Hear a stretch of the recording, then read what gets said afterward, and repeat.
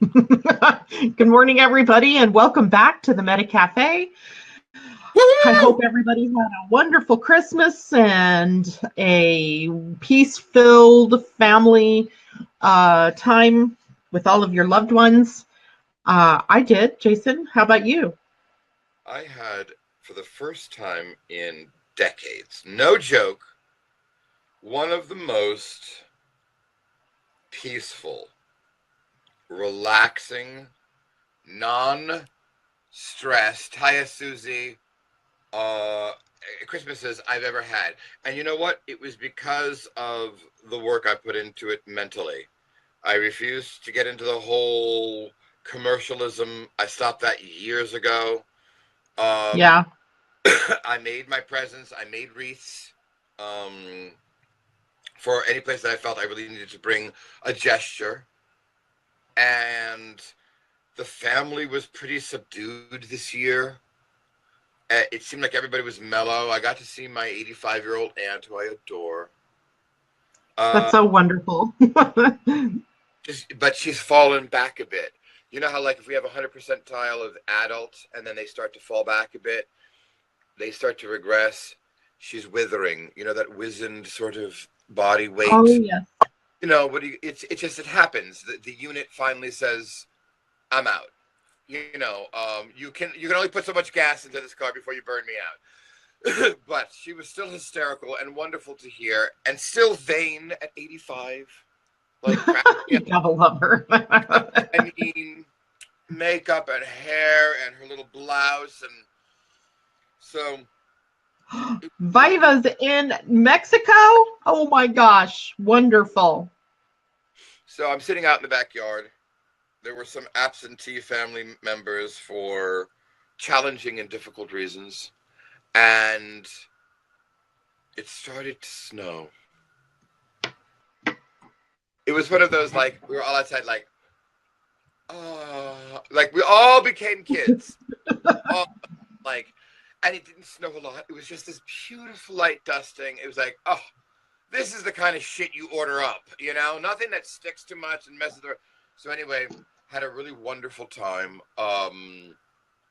And one of the things that I can say is that Greeks are really, they know how to party. And we're talking about, alcohol and blah, blah, blah, which is not my thing, but the food.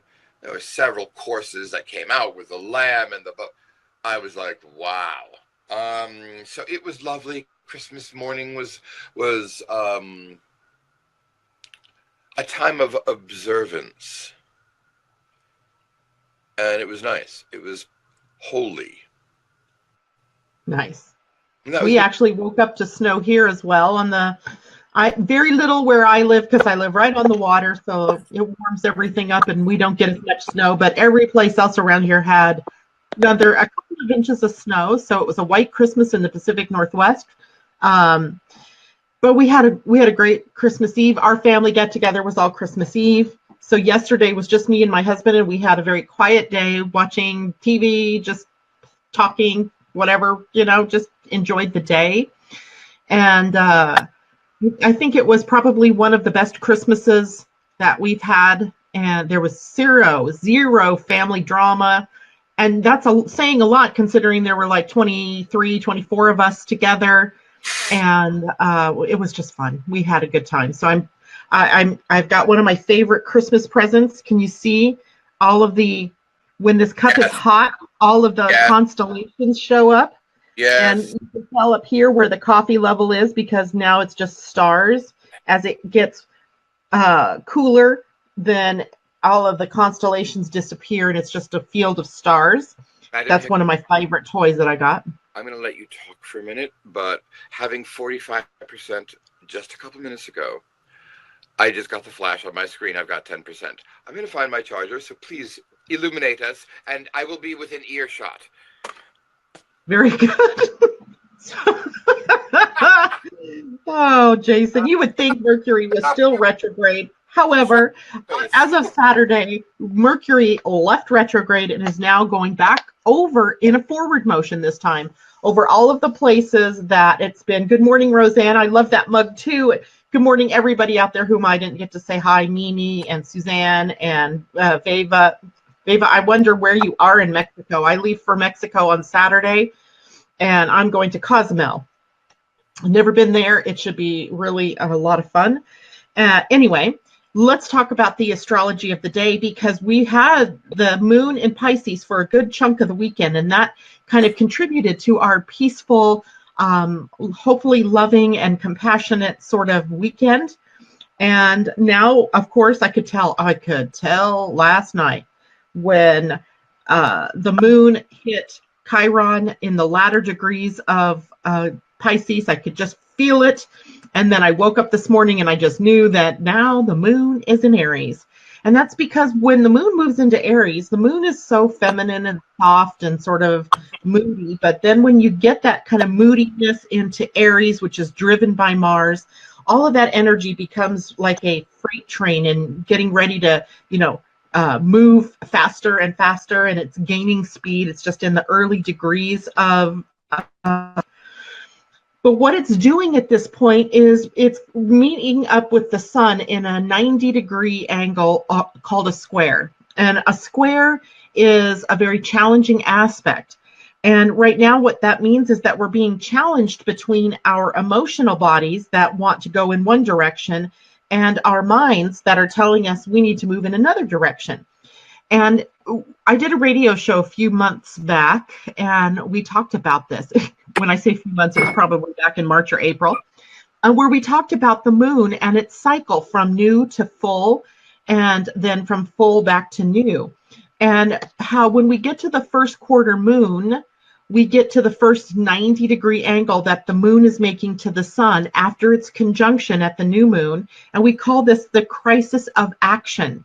Because now we feel like, oh no, we have to do something. Say it again. Say it again.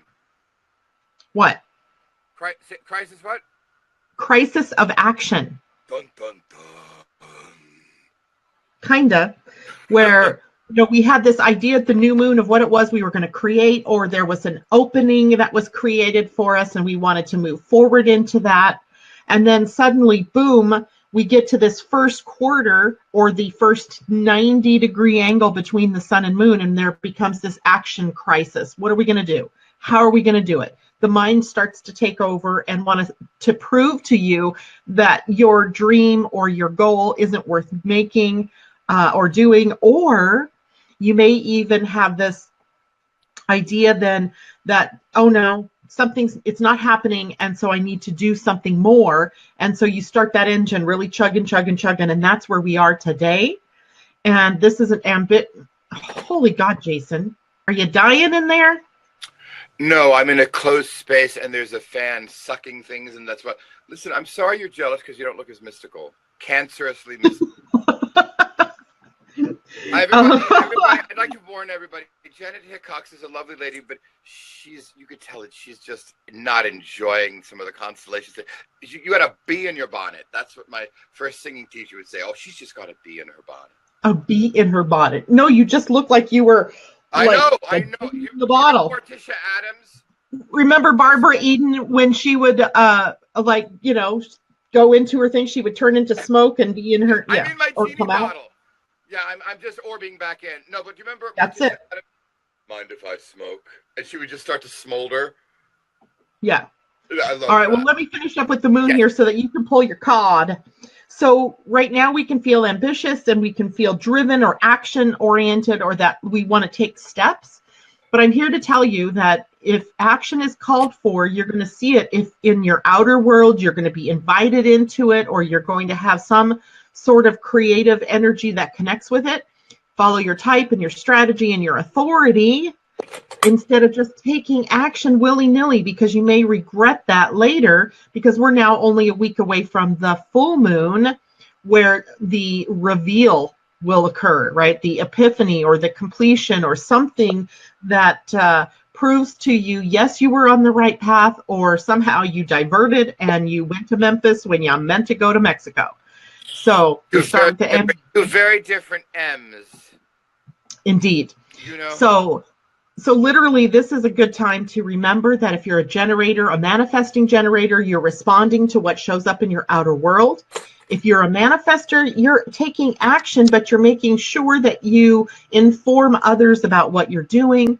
If you're a projector or a reflector, you are waiting for the invitation and then using your authority, whether it's intuition or whether it is ego authority or maybe emotional authority that tells you, yes, this is the direction to go, or this is the invitation to follow.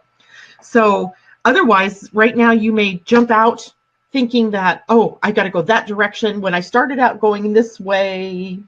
So pay attention. Don't take any action that isn't called for, that isn't in keeping with your type and your strategy, and that'll help you get through this day, hopefully the next couple of days, within a peaceful way. That phone never rings, and lately all it does is ring. I'm going to have to break it. You know, Janet, I seem to be your constant living astrology guinea pig, because right before getting on the air is that and I'd like to bring this up for all of you types out there, because I'm hoping, as I say this, you will back me up. So, yes, we have these different types and these strategies. But in your experience as a human, in your experience as a metaphysician, 9 out of 10 times, if one is not sure how to proceed, but decides instead to do nothing, to observe, I'm not sure you could ever put yourself in true harm's way unless it's an emergency that you have to react to. I, ladies and gentlemen, Jason Livanis, successfully sidestepped a minefield, a quagmire. Great word. A veritable potpourri of emotional landmines. I think I told everybody, remember last year when I went to my party, they were all outside smoking, and everybody is anorexic. Everybody is sort of, beautiful in my family, blah, blah, blah, blah, blah. And the first thing my niece said to me was, oh my God, Jason, what is Tata feeding you? No, hello. No, Merry Christmas. No, great to see you. You look beautiful. What is Tata, my sister, what is Tata feeding you? And I looked at her and I said, why, she's feeding me love. You look like you're starving. Merry Christmas. And that was last year, right? I remember you saying that last year. So this year I fully prepared myself. I made sure I wore things loose and flowing and slenderizing. And I get there, and I knew that somebody was going to say something, and I looked at him when he said it. I looked at him and I said, is that all you have to say to me after a year? And he's like, oh, you know I love you. I said, yeah. How about before you tell me how fat I am, maybe Merry Christmas? Or how is your back, Jason? Are you able to get to the gym? I said, but you know what? I love you so much. I just don't care. And it was hysterical. It was hysterical. And for the first time, Janet Hickox, I sat in the corner. Everyone wanted readings. Now I have a radio show. Now I'm endorsed by the blah, blah, blah. Now, it was so funny. So funny. But I sidestepped everything by not reacting. I had several places where there could have been a knee-jerk reaction that would have been the kind of blow-up that would have just emotionally ruined everything. So, folks, act according to your type and strategy. But if you're in doubt, pause. Breathe. You can never go wrong with taking a step back. So that's my hoo-ha. Well, that's a great hoo-ha, right? That whole idea of reaction or deliberate action. See, and yeah, don't react. If you get into reaction, then you can, blow things up. But if you stay in deliberate action, then you can choose, like Jason did, how you're going to respond. I hope you sat there with the line of people and you charged them all to get a reading. Well, I appreciate that sentiment, but in fact, because I do not believe in, I made my presence, like I said. I don't believe in doing all that. I brought my tarot reading at the end of the day as my present. So nice. You know what? And it was good because I'm family, so they're like, oh, that's just crazy, Jason. Like Aunt Catherine, she used to read the coffee grinds and the tea leaves. He's just he does that. And now all of a sudden, no, I'm endorsed by the New Jersey blabbity gook of the motherfucking potty. Blah, blah, blah. I'm like, oh, okay. So now I have this, but it was lovely. Yeah, you have credibility. Yes, but I sat back. It was a lovely time. Greek food, blah blah blah. But seriously, folks, it's because of Janet. I knew that this was happening, and I'm like her living guinea pig. You can't go wrong. All right. My Aunt Denise, you remember how last year I sat down to her, folks, and she said, oh, Jason, it's the damnedest thing. I burnt my nipple. No. No, hello.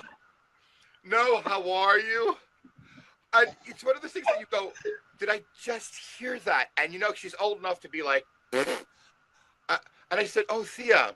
Now, one of the reasons why she was talking to me about it, too, is because as a baby, she loved to hold me the most, and I was in love with her voluminous boobies.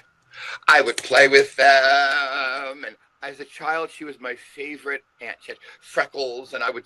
Okay. Oh, it's the damnedest thing. I burnt my nipple. And I said, well, Thea, how?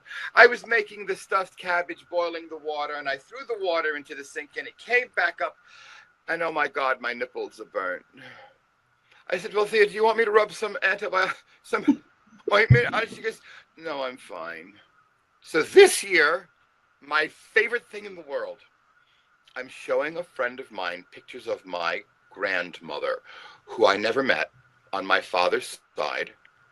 When I tell you, that commercial years ago where the Russians were having a fashion show and they're all wearing these wool bathing, like swimwear, very nice. And they all had these. That's the era my grandmother grew up in. So here he was. She's a rather hard-looking lady. And my grandfather was Livanis, like me. I got the genes, right? So decent looking. And I said to my friend, well, this is my grandmother. And it was near my aunt. So that grandmother is her mother, right? Now here's an 85-year-old woman, folks. And I'm not proud of this because it took me back. I have never heard my aunt. She is the kindest, milk of human. She's the only one left because she is so genuinely precious. I said, and that's my grandmother. And she whipped her head around like Linda Blair in The Exorcist.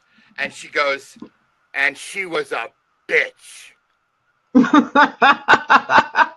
Now that would have been her mother, correct? Uh-huh. I sat there. I was like, I had my Perrier, and I went. Oh. I said, really? She goes, no one knows what a bitch that woman was. Now, my aunt is affable and sweet and sort of withering. And let me tell you, folks, she snapped right back into cognizance when she wanted to express that. And Janet, I thought of the moon card, getting ready to go. And going, and then all of a sudden, this unresolved business jumps to the surface. So anyway, so it's been an interesting time, and this observation has been a lifesaver. So let me pick a card. Please do. Oh, yay. Oh, yeah. I like this. Hold on. I'm hiding everything. Wait. Hey, now, we had her at the end of the week last week for some reason. Yes. She is very seasonal. Hold on. The Princess of Discs. And she's got all these beautiful root system things coming up, like tree roots or tree branches. Well, what I'd like to talk about, people, with this immediately is you ask yourself, is this character, is this figure, is this symbol passive or aggressive? She's obviously passive. This is very much the day after Christmas. You've done your hard work. If you have to go to work, you're there. You're probably not doing all that much work because no one's around. But this is the sitting pretty card. This is the appreciation card. This is the I feel lazy and fat and delicious card. Does she have an arrow going through her face? No. What is that coming out through her left cheek? It is coming out of the gaze of her eyes. Yeah, but what is that, a flower? It is a light beam that is coming from her as she gazes her intensity upon this flower. Her entire focus is on that flower. Hold on, let me see if I can get... there. There. Yeah, that's gorgeous. I didn't see that. There's the tree of life behind her, and she opens up her hand. The flower is growing through her hand, and it's as if she's envisioning the flower, but she's focused on that flower, which means she's still dealing with responsibility. She's still living in the world. She's still doing her thing. It's the card that I sometimes will ask people, all right, are you being lazy? Are you resting on your laurels? She reminds me of Taurus, Mother Nature, Taurus, right? Taurus energy. Big time. So big. And she's got her antlers and her flora and her rasta and her... She's Rubenesque. She's got big, nice boobies. I mean, in the foreground, she's got... Lovely. Anyway, so that's the card today, and it's a simple message, which is enjoy, bask in your laziness. Enjoy that. If you can, do that. Definitely. Oh, that's funny, Roseanne. You make me laugh. I guess we all have someone like your mother's sister in our families. You know what's really sad? In my family, we don't have any grandmothers or older. I guess I do have older sisters, which would make older aunts for my kids and my grandkids. But I and my husband and my husband's brother and his wife, we are the 4 elders of the tribe, if you will. That sounds spooky. And, well, I mean, it's one of those things when you sit down and you have a holiday gathering like that and you realize that you're the matriarch, right? That that no one else there would be there if it weren't for you and your husband or your mate. And I mean, at once you feel sort of an awesome, like, pat on the back feeling like you did a good job. And then there's that responsibility you have for carrying on the family. So it was just an interesting observation. Yeah. Yeah. A moment where I went, wow. I'm sitting at the dinner table and somebody says to me, oh my gosh, so Jason, you're going to be 50 in January. And Thea Denise was sitting next to me. This is the woman who used to hold me as an infant. And in her mind, I'm sure she still sees me in college or whatever it might be. And when she heard 50, she dropped her fork. She goes, 50? Really, Jason? The 50 disease. Oh my God. No, but here's this 80-something woman, right? It gave her perspective on how old she really is. I guess that's what the holidays give us, is perspective, right? Well, we hope.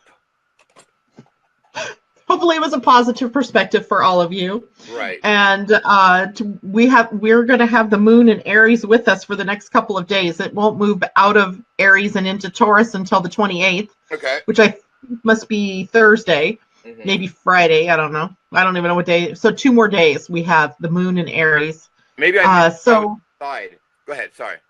Bite your tongues. Don't say what comes up in your head first thing. I won't. You might hurt somebody's feelings inadvertently. Big time. Big time. When does our friend, the hemorrhoid, retract? Mercury. Last Saturday, he turned direct. Oh, so we're wobbling out. We're wobbling out. Or as one of our listeners, I love it. She called it the retro shade. Right? It's the time before or the time after the retrograde is over. And I love that. And I'm sorry, I can't remember who it was. Maybe Suzanne. Oh no, my tongue is going to be bleeding. Oh, love it. I love it. That was Suzanne that said that. We'll get you. Bite your tongue, but don't make it bleed. And it was Suzanne. She calls it the retro shade. I love that, Suzanne. That's such a great expression of what happens after the planet or before the planet turns to retrograde motion. So, luckily this week, the rest of the week, after we get past this moon in Aries, which is the only real fly in the ointment of the week, and it's not even that bad, really. The potential is there, but it's not that bad. There's really not much else going on for the week. It's like we can all take a sigh of relief and breathe until next week when Uranus changes direction. And for now, then, just enjoy the rest of the holiday. Exactly. Yeah. So that's it for me this morning. There's so much. I'll be seeing Roseanne later for our weekly session. And by the way, I haven't done this yet. I actually have it up on my website. It went out in the newsletter over the weekend. But in case you missed it and you want to have a 2018 prosperity reading, that is now going to go up on Facebook. I have discounted it from $99 down to $88 because I like the beauty of those numbers. And you can have that done. And we'll take a look at 2018 in your personal chart and tell you what's up, what to watch out for, etc.